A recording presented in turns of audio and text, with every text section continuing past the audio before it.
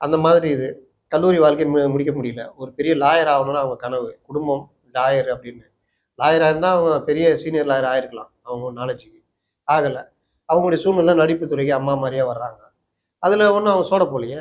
வேற லெவல்ல வந்தாங்க.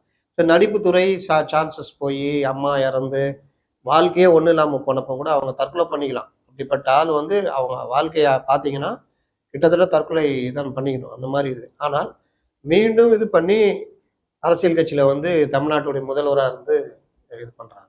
வாழ்க்கை எங்கே எங்கே வாழ்க்கை தொடங்கும்? அது எங்கே எவ்விதம் முடியும்? இதுதான் பாதை, இதுதான் பயணம் என்பது ஆனா யாருக்கும் தெரியாது. குறைஞ்சபட்சம் ஒரு படிச்சிருங்க அப்படிங்கிறதும் ஒரு மெசேஜ். வாழ்க்கையே அது போக்கோட தான் விட முடியும். ஏன் இதை சொல்ல வரேன்னா, லாயர் ஆகணும்னு நினைச்ச ஆளு முதல்வர் ஆகுறாங்க. நடிகையா தான் ஆகுறாங்க. நடிகை வாழ்க்கையோட அவங்க வந்து சோம்பி போய் நிக்கல.